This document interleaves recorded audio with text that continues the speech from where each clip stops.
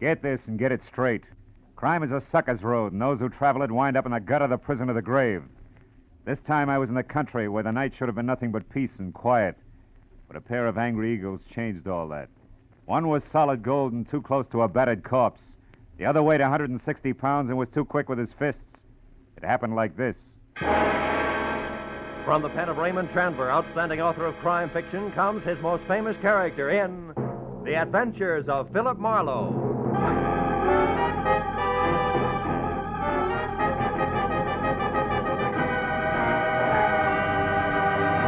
Now, with Gerald Moore, starred as Philip Marlowe, we bring you tonight's exciting story, The Angry Eagle.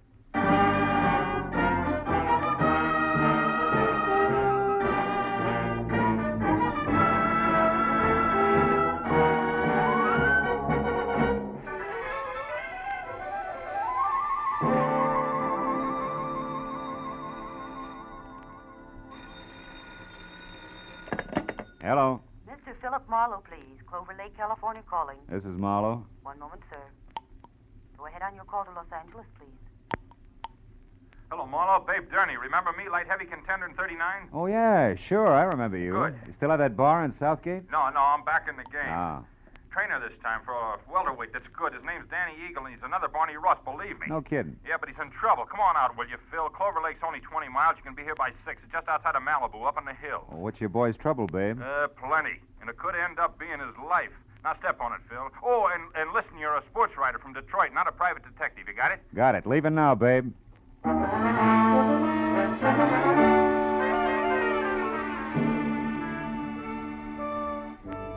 It was an hour's drive to Malibu Beach in a film colony where the convertibles outnumbered the hardtops 5-1.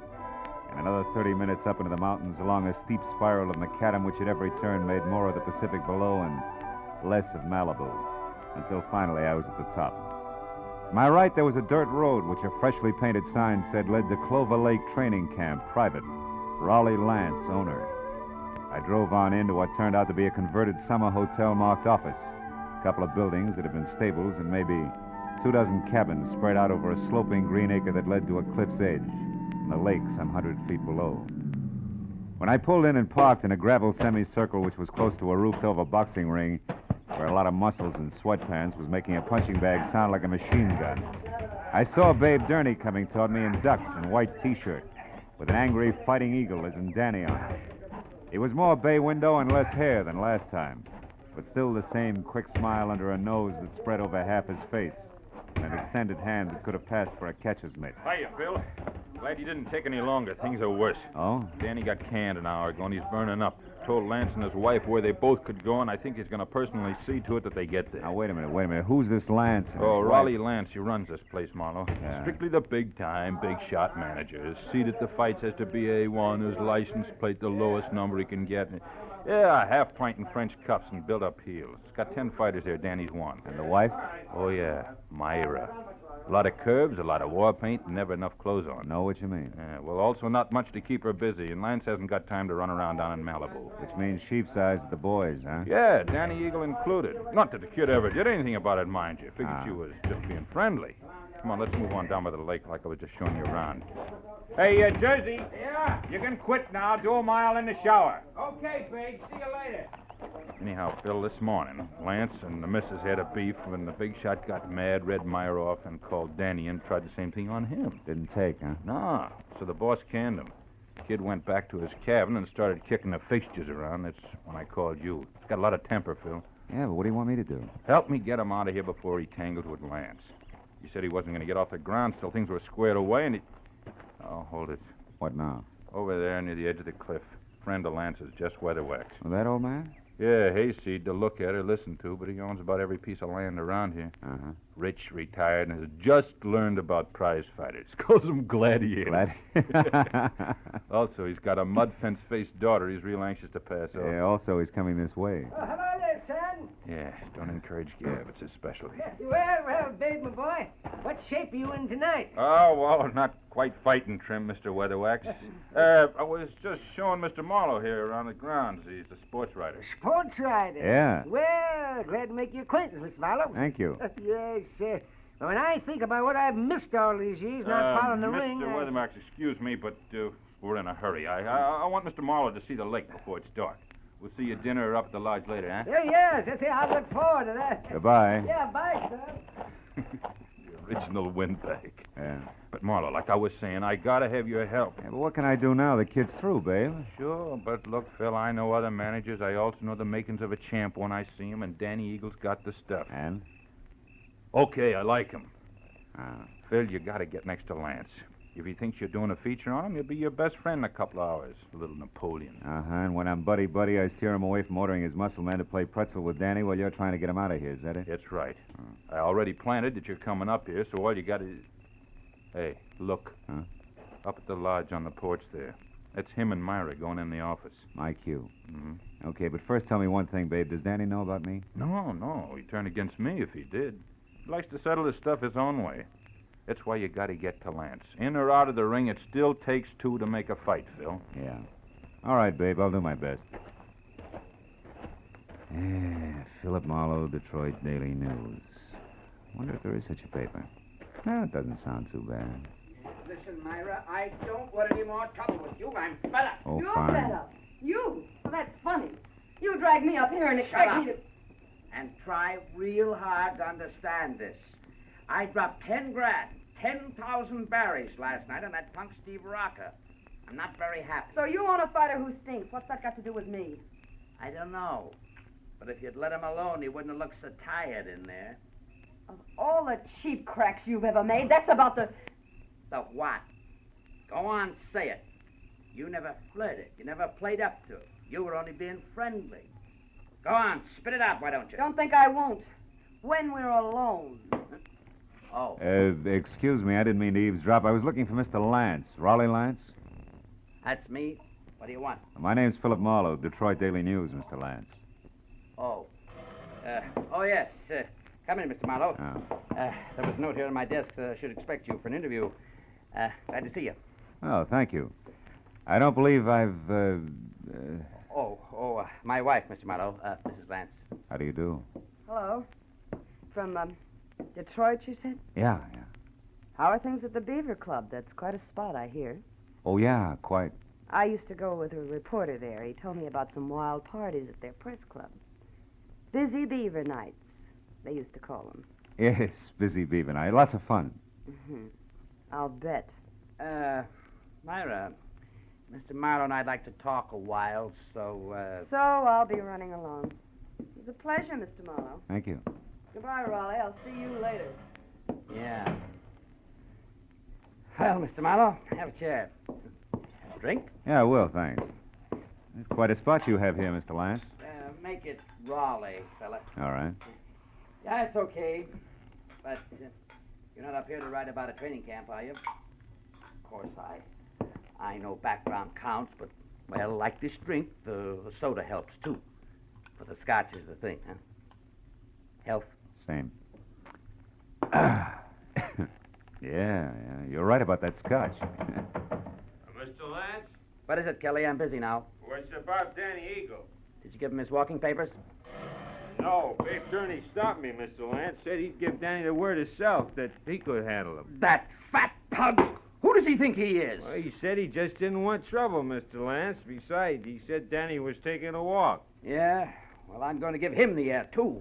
I've got enough enemies without some lousy trainer who's on my own payroll. Pardon me, Mr. Marlowe. I'll only be a couple of minutes. Sure. Help yourself to another drink. We'll talk later after dinner, about 8. Oh, and, here, catch. Best cigar made. Let's go, Kelly. Uh-huh. Best cigar. Seats marked A1. Yeah.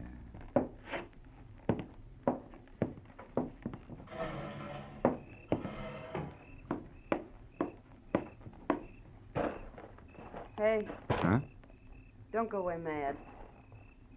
My hubby always runs out on people, even private detectives. Slips, huh? Busy Beaver Night, indeed. I made it up. I never even heard of Detroit. Why'd you bait the trap? Lance, the jealous jerk, has threatened to hire a detective a half a dozen times. Oh. After all this fuss over Danny Eagle, you were about due. Well, Shall we walk? It's a nice night. Let's leave it that way, huh? What do you mean? Isn't Danny enough for one day? Listen, mister, you're starting off with 2 left feet. I was friendly with Danny Eagle, period. And Steve Rocker? The same. Only Steve was a little dull. A mind dedicated to comic books. All fighter. Not according to his last bout. Yeah. Rocco moved like he was drugged and collapsed in the third, so it's my fault. Oh, the big shot is quite a loser. And don't bother with your next question. I can feel it coming. Why have I stuck? Yeah, well, it belongs here someplace. Well, I've stuck because... Well, because I thought that each battle was going to be our last. That sooner or later he'd have time for me. He's a busy guy, Myra. So was King Solomon, but he always had room for his wives. True. I thought this place was going to be our answer. Just the 2 of us, plus the peace and quiet of the country, with Malibu on hand for a change of pace. So what happens? Still busy, huh? Yeah. So busy that he spends 8 hours a day with Jess Weatherwax, a guy he never heard of until he started this camp, but a guy who thrills to hear the lives and loves of Raleigh Lance. And that leaves me with his daughter, Clementine, if I don't talk to the fighters. Clementine, whose shoes are number 9, with an IQ to match. Good night. Wait a minute, Myra. Where you going? Going as far as my cabin on an old-fashioned cry. Or maybe just an old-fashioned, I don't know which. Good night.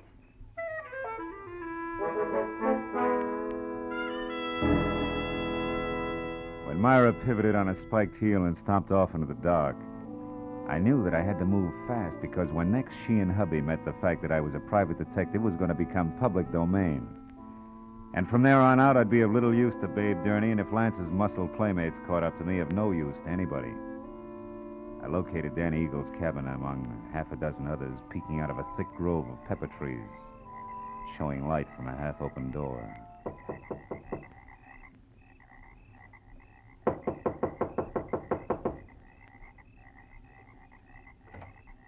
Hey, anybody home?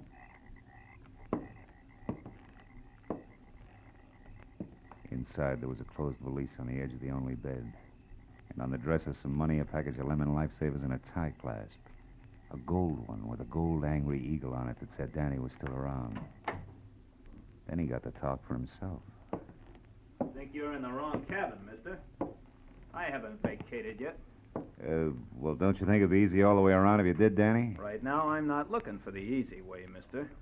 I've been walking and thinking about that. That and a pair of people I don't like. A pair I want to square myself with. Mr. and Mrs. Raleigh Lance. Oh!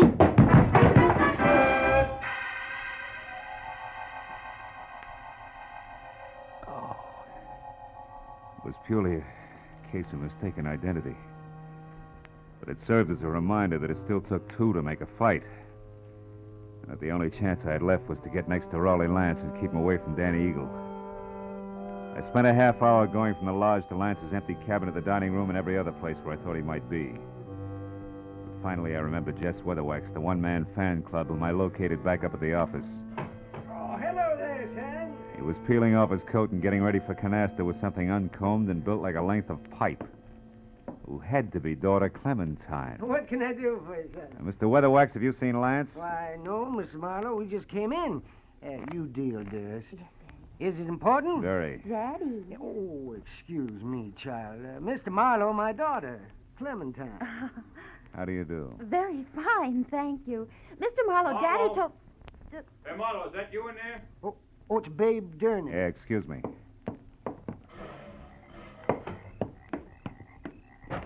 Phil, come with me, quick. What's wrong? Lance is dead, Marlowe. What? At the edge of the lake on the rocks. Accident? I don't know. Come on, Phil.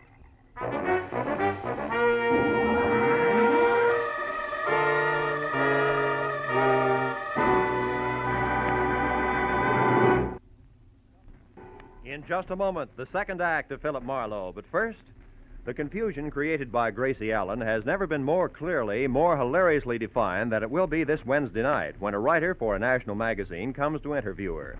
For the writer also meets some of Gracie's friends who present highly conflicting stories which Gracie does not untangle. It's another merry, mad mix-up which could come only from George Burns and Gracie Allen. So be listening this Wednesday on most of these same CBS stations. Now with our star, Gerald Moore, the second act of Philip Marlowe, and tonight's story, The Angry Eagle.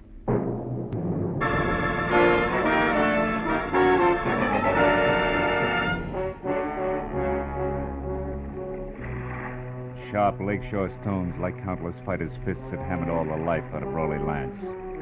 And as we stared down at him, the circle of light from the electric lantern, Babe Durney's hand began to dance over the corpse. I took the lantern, turned him away from the twisted body at his feet, and sent him back up the path to camp. Find a phone and quietly call the police. After that, I took another quick look at all that was left of the little big shot. I went up the path myself and got as far as the jagged hole in the rail where Lance had gone through. I had just enough time to see a few things before I was met by Myra. Just like she'd been before, except for a handful of nervous fingers that just couldn't leave her neckline alone. I saw Babe. He told me about Raleigh. Is it true? Yeah, it's true, all right. Your husband's dead. Babe just left, so you must have been on your way here when you ran into him. How come? I had a date to meet my husband. For a chat. Why here? He didn't strike me as being the romantic type. He wasn't. Neither was he the type to talk where he could be overheard. Especially when he was cornered. What do you mean? I put Raleigh's back against the wall tonight. I finally got hold of a way to make that inflated ego turn loose, his favorite trinket. Meaning you? Yes. Marlowe, about an hour ago, I found out that Raleigh was crooked. Fixed fights? Yeah. When I left you, I went to our cabin for a drink. But the liquor was all gone. Lance kept spare bottles in the back of his closet, so I went to look. Found what? A briefcase. It wasn't Raleigh's, so I opened it. There was $35,000 in it. And a note congratulating him on his coaching of Steve Rocca. Rocca was drugged in that last fight, Marlowe. Raleigh sold him out, and I can prove it. Oh. That's what you two were going to hash out over here, huh? The price of your silence, which was divorce. And no strings. He told me he wanted to think, then he was going to give me his answer, but now... That's all unnecessary. You're so right. Myra, come here. I want to show you something. See? Here on the ground. What do you... No, I don't see anything. Somebody put up quite an argument right here before Lance went through the railing. Oh, yeah. Yes. And here's something else. Oh, what's that, Marlowe? It's a gold tie clasp, baby, with an eagle on it. Danny? Yeah, Danny Eagle. This changes things plenty, huh? Danny? I can't believe Danny would murder Raleigh. Well, you better start believing it and get back to your cabin and stay there with the doors and windows locked. You think he might go for me You next? were half the beef. Now that he's gone this far, chances are good he's got something nice thought up for you, too. Unless I'm making the king-size mistake and you and Danny turn out to be a team. Are you crazy? It could figure both ways, baby. So I'll keep it in mind until I get something more to do with it. Meanwhile, like I said, take care of yourself. I dropped the tie clasp into my pocket and then started looking for its owner, who could be number one candidate for a noose. I decided to try Danny's cabin first, but when I got there, it was dark, with everything just as I'd left it. Until I'd turned to go. Someone was framed in the doorway. It was the gentleman farmer and novice fight fan, Jess Weatherwax. You're looking for something special, are you, Mr. Marlowe? Yeah, as a matter of fact, I am. I figured you would be, what with being a reporter, because I know there's been some kind of a ruckus here tonight. How did you know there was trouble here? Well, I happened to be passing by a certain phone a few minutes ago, and I heard that trainer, Babe Durney, calling the police. Oh. Okay, as long as you know that much, you may as well know the rest. Somebody shoved the boss of this place out through a railing into 100 feet of thin air. He's dead. Well, Lance murdered? By one of his own men? Oh, no, I don't believe it. He's a good manager. His boys loved him, every one of them. You should be so loved, especially by a guy like Danny. Danny Eagle? None other. And that's only half of it. Your good manager, Mr. Lance, was a fight fixer. One who'd even drug his own stable to be sure to lose. He was as crooked as a hyena's back leg. He prearranged boxing fights? That's putting it mildly. His own wife, Myra, pinned that on him just tonight. She didn't go into detail. She didn't have to. She had enough proof to make it stick because she was getting a divorce on the strength of it. Oh, I find it mighty hard to believe all this, Mr. Marlowe. And here's something else. I'm not a reporter. I'm a private detective. You're a private detective? Yeah, called in by Babe Durney because he was worried. Now I am. Anyway, here's what I'm getting at. If you're really sincere about liking your violence according to Marquis of Queensberry rules, you can do me a big favor. What can I do? Keep an eye on Myra Lance for me. Yes. I left her in the cottage. Dan Eagle may be only half finished with what he started. I'll do my best. You can count on that, sir. Okay, I'm going up to the office at the lodge now and find out if anyone saw Danny leave the grounds. I'll see you.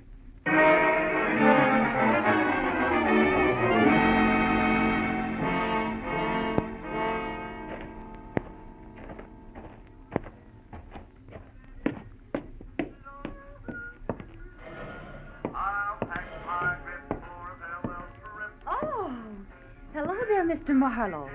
Did you get enough story material from the box fighters? For a couple of novels, Clementine. You alone here? Well, I am now.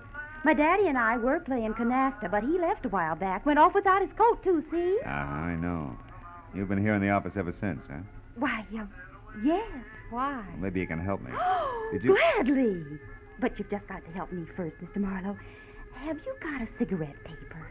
A cigarette paper? You know, the makings. I'm Oh. trying to roll me a cigarette, ran out of mine. I found my daddy's tobacco, and then I absolutely emptied his coat pockets here looking for a paper, but there wasn't any. You wouldn't happen to have it. No, I'm afraid not, Clementine. Here, have one of mine. In fact, have two. Oh. Now, my question, did you happen to see Danny Eagle go out the... Go out? Out the what, Mr. Marlowe? Huh? Oh, never mind. Listen, Clementine, did this thing come out of your daddy's coat pocket, too? That old ticket stub? Yeah. Out of that little pocket in the big one on the right side, it was... Well, Mr. Marlowe, what's wrong? I don't know. But I better find out right now. As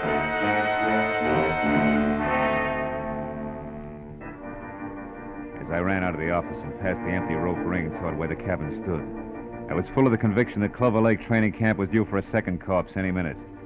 Only this time I knew that some fast adjectives I myself had tossed off and not a hot-headed fighter were playing cause and effect. As I made for the door of the Lance cabin, there was no help in the fact that my volunteer guard, Jess Weatherwax, was nowhere in sight. I called Myra's name twice and still got no answer.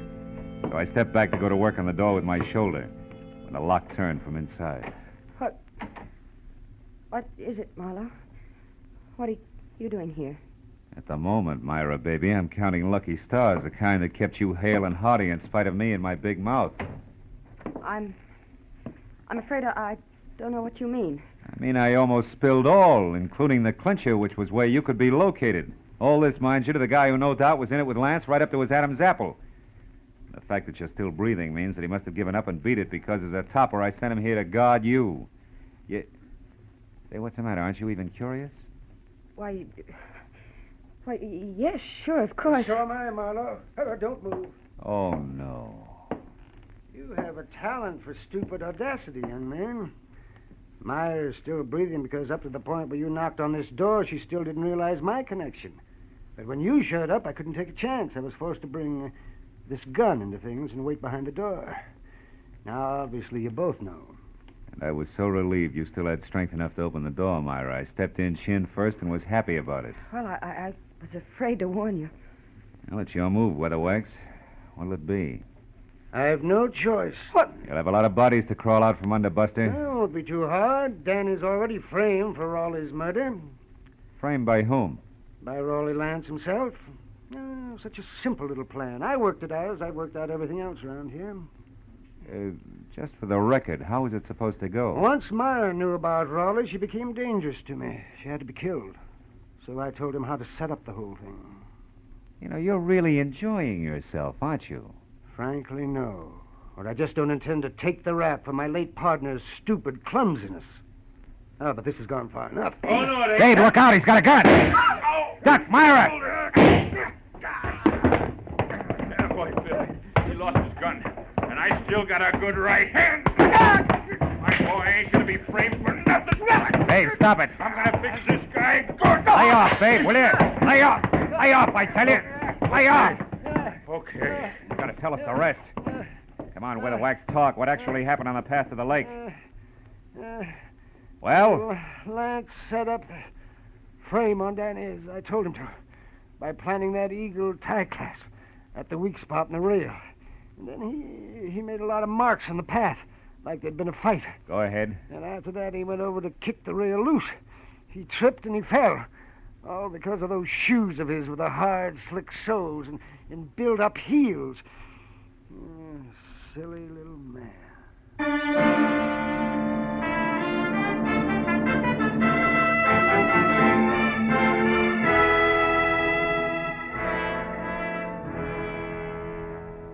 Well, it wasn't long until the boys from the sheriff's office arrived with a good doctor, a lot of open notebooks, and an endless supply of questions. But finally, all the pieces were fitted together. Very surprised Danny Eagle, who had done a lot of thinking, was back from a second long walk. And the whole thing had boiled down to me alone at the bedside of a heavy-jawed trainer who had a happy look on his ugly puss for the first time that night. My boy's going to be champ now, Marlowe, thanks to you. Oh, thanks to you, babe. We were almost down for the count when you showed up. Hey, how's the shoulder? That's nothing. Hey, look, tell me something. How'd you back old Weatherwax into that corner? Oh, well, I found a ticket stub from his coat pocket with the number A2 on it. Weatherwax claimed that he'd never seen a fight or met Lance until the camp opened up here. But that stub proved that just a month ago, he sat right beside Lance. Yeah, that's right. Yeah. Lance always had seat A1 at the arena. Check. In short, Weatherwax was a liar who dropped his guard. And in this racket, you do that just once and you're out. Yeah. Hey, see that the Eagle keeps his guard up, will you, babe? I'm going to be betting on him from now on. Don't give it another thought. Good night, Phil. And I didn't give it another thought. Neither did I think about an arrogant little guy whose phony heels and twisted mind had dumped him into his own trap. Or about a fat gambler who traded in perverted victories and rotten, hopeless defeats. Instead, I thought about the sun coming up over the hills. And a nice big platter with a ham omelet on it. And then a good, solid 8 hours sleep. Nothing else. You know, sometimes I think I have no soul.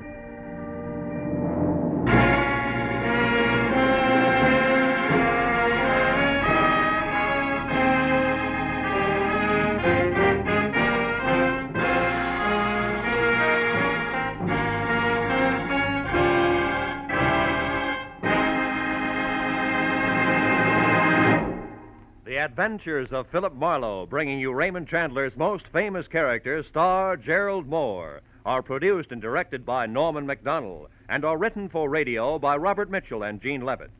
Gerald Moore can currently be seen starring in Republic's The Blonde Bandit.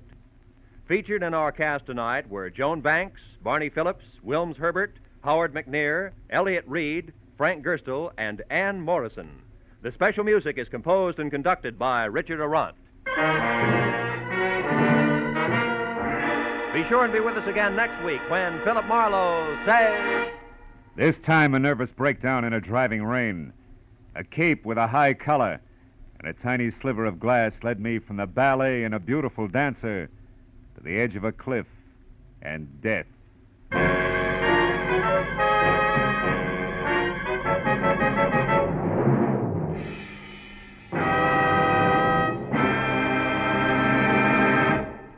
A few months ago, our newspapers and magazines were full of articles and pictures showing the progress we've made during the first half of the 20th century. That progress, brought about by the American way of doing business, means that today we enjoy the highest standard of living of any nation in the world. We can keep our standards high, and we can increase the benefits for all of us by continuing to produce efficiently under a free economic system. This is Roy Rowan speaking. Now, stay tuned for Pursuit, which follows immediately over most of these same CBS stations.